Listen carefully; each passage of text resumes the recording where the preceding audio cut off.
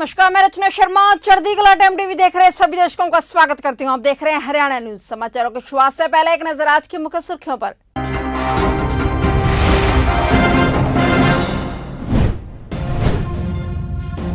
लखीमपुर खीरी में हिंसा के बाद हरियाणा में उबाल, सड़कों पर उतरे किसान।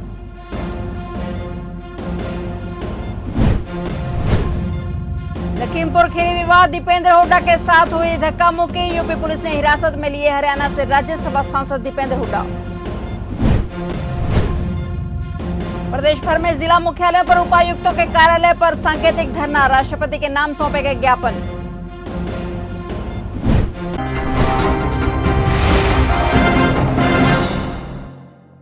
अब समाचार विस्तार से। उत्तर प्रदेश के लखीमपुर खीरी में हुई हिंसा के बाद किसान भड़क गए हैं। इस हिंसा के विरोध में हरियाणा के किसान सड़कों पर उतर आए हैं। संयुक्त किसान मोर्चा के आह्वान के बाद किसान जगह जगह प्रदर्शन कर रहे हैं। जींद में जहां किसानों ने जींद हिसार रोड पर जाम कर दिया, तो वहीं चरखी दादरी में किसानों ने बैरिकेड तोड़ डाले। संयुक्त किसान मोर्चा के आह्वान पर दादरी में किसान संगठनों ने शहरों में प्रदर्शन किया। इसके बाद जब वह उपायुक्त कार्यालय के बाहर धरना देने के लिए पहुंचे, तो पुलिस ने उन्हें रोकने के लिए रास्ते में बैरिकेड लगा दिए, लेकिन किसान बैरिकेड तोड़कर अंदर घुस गए। वहीं गोहाना में किसानों व सामाजिक संगठनों ने प्रदर्शन कर उत्तर प्रदेश सरकार का पुतला फूंककर आरोपियों के खिलाफ सख्त कार्रवाई की मांग की। उत्तर प्रदेश के लखीमपुर खीरी में हुए बवाल के बाद सियासी हलचल तेज हो गई है। अलग अलग पार्टियों के नेता लखीमपुर खीरी जाने की कोशिश में हैं और इस बीच कांग्रेस महासचिव प्रियंका गांधी वाड्रा और हरियाणा से धक्का मुक्की भी की। इसी को लेकर प्रियंका गांधी ने पुलिस कर्मियों पर अपना गुस्सा निकाला। आज के सोमवार की शुरुआत अंबाला में धरनों से हुई। यूपी में हुए हादसे को लेकर जहां एक तरफ किसानों ने रोष प्रदर्शन किए, वहीं दूसरी तरफ मुख्यमंत्री मनोहर लाल के बयान पर गुस्साए कांग्रेस पार्टी के नेताओं ने मुख्यमंत्री से उनके इस्तीफे की मांग की और साथ ही डीसी को ज्ञापन भी सौंपे।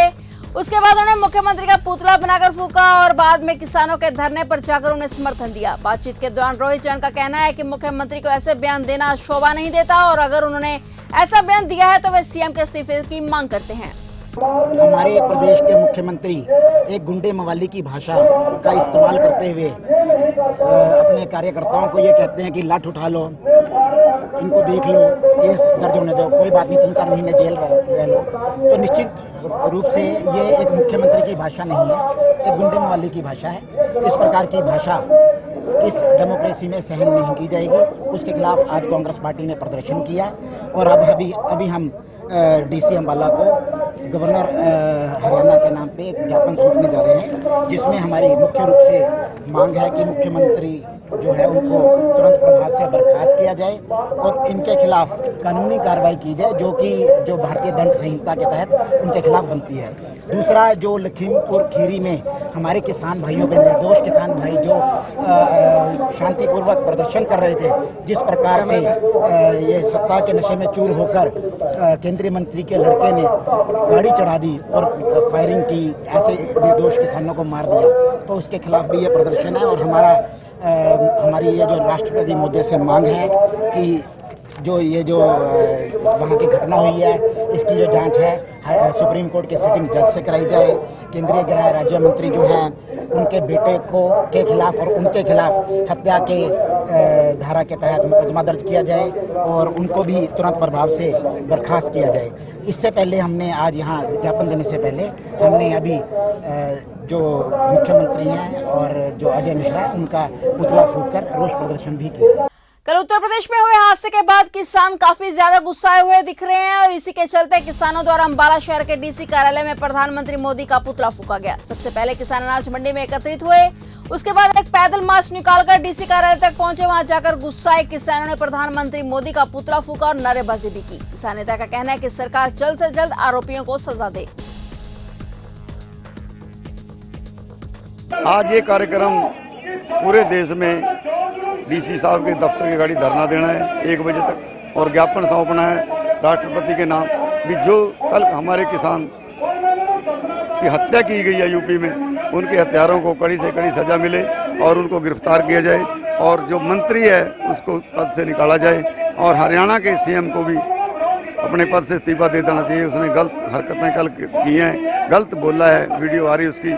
ये एक सीएम को ऐसी बात शोभा नहीं देती, इसलिए हम उनसे कहते हैं वो भी अपना त्याग पत्र देके अपने घर बैठ जाए।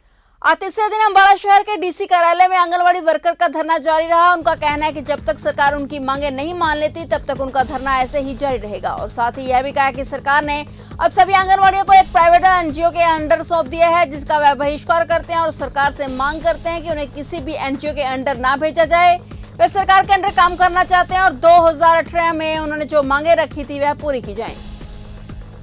उत्तर प्रदेश के लखीमपुर खीरी में रविवार को किसान आंदोलन में भड़की हिंसा में अब तक कुल 9 लोगों की मौत हो चुकी है। इसे लेकर संयुक्त किसान मोर्चा के आह्वान पर प्रदेश भर में जिला मुख्यालयों पर उपायुक्तों के कार्यालय पर सांकेतिक धरना दिया गया और उसके बाद राष्ट्रपति के नाम ज्ञापन सौंपे गए। सीएम सिटी करनाल में भी किसानों ने पहले सुबह 10 बजे से दोपहर 1 बजे तक सचिवालय के बाहर बैठकर धरना दिया और उसके बाद तहसीलदार को राष्ट्रपति के नाम ज्ञापन सौंपा। ज्ञापन के माध्यम से किसान नेताओं ने कई मांगे रखी। इसी के साथ बीते दिन मुख्यमंत्री मनोहर लाल द्वारा दिए गए विवादित बयान को लेकर भी ज्ञापन में जिक्र किया गया।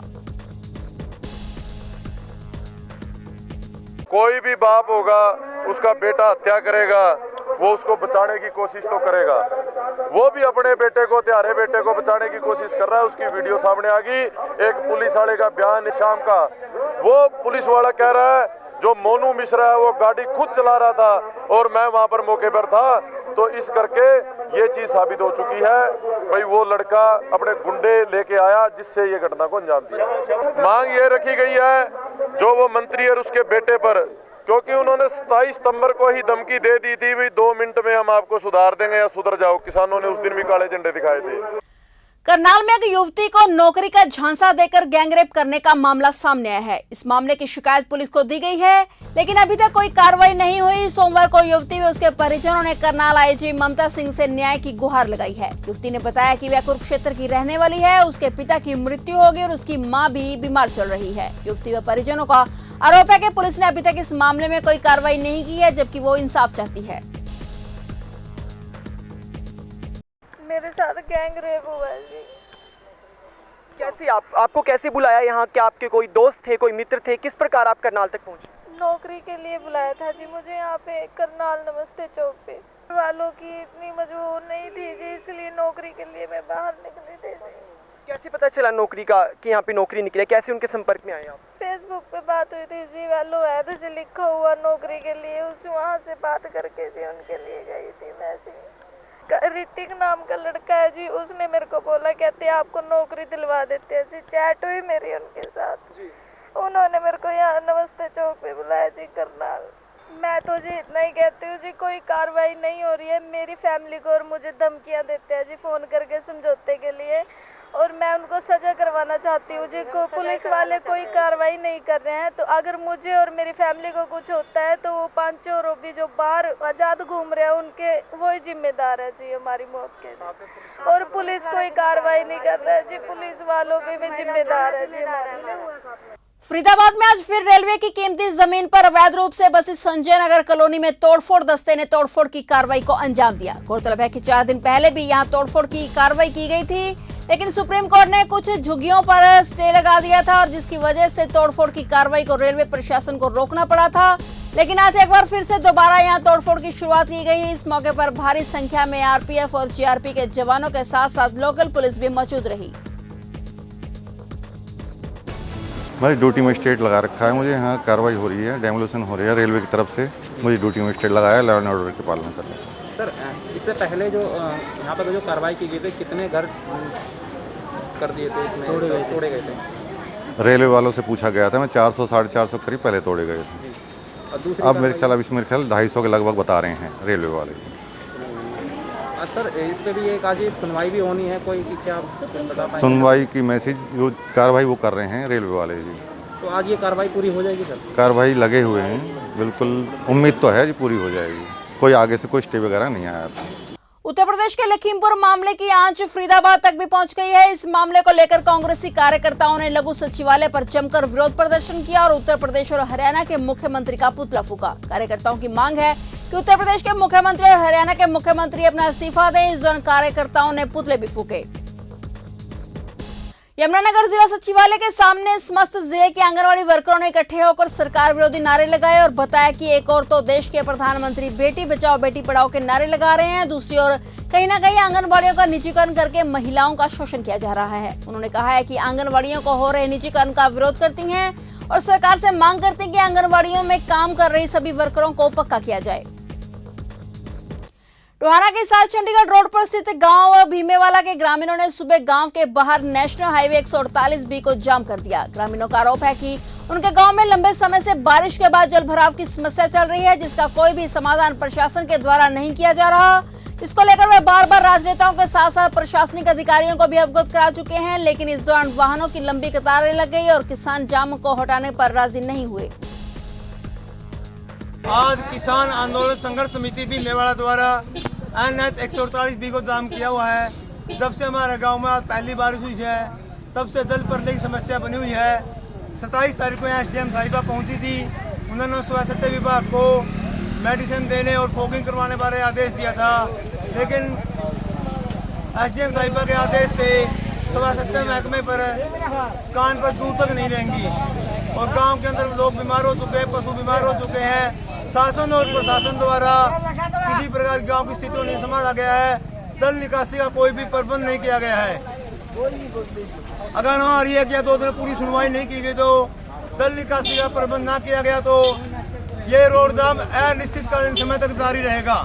लोहारू नगर के देवीलाल चौक व मुख्य बाजार से पुराना शहर जाने वाले मुख्य रास्ते पर जन स्वास्थ्य विभाग के बूस्टर के पास बीच रास्ते में ओवरफ्लो होकर बह रहा नालियों व सीवरेज का गंदा पानी नगर वासियों के लिए परेशानी का सबब बना हुआ है। हालात ये है कि यहाँ से गुजरने के लिए रास्ता भी नहीं है और यहाँ गंदा पानी जमा हो गया है। इस गंदे पानी से भयंकर दुर्गंध उत्पन्न हो गई है। वहीं पर बीमारियों का भी खतरा मंडरा रहा है, जिस पर स्थानीय निवासियों ने मांग की है कि नगर की क्षतिग्रस्त नालियों की मरम्मत करने तथा नियमित रूप से नालियों की सफाई व्यवस्था कराने और सीवरेज व्यवस्था कायम करने का भी कार्य जल्दी किया जाए। आरपीआई उत्तर भारत हरियाणा प्रदेश के प्रदेश महासचिव दलजीत सिंह मरड़ ने कहा है कि आरपीआई पार्टी के 64वें स्थापना दिवस के अवसर पर कार्यकर्ताओं के द्वारा वृद्धाश्रम में फल वितरण कर स्थापना दिवस मनाया गया। वहीं शिशु भवन में बेसहारा व दिव्यांग बच्चों को फल तथा मात्र आहार पर निर्भर बच्चों को दूध के पैकेट उपलब्ध करवाए गए। मरड़ ने बताया कि निवासियों से अपील करते हैं कि आप लोग अपने किसी भी इष्ट मित्र अथवा निकटजन के खुशी के अवसरों पर ऐसे लोगों के बीच जाकर खुशियों को उनके साथ मिलकर साझा करें।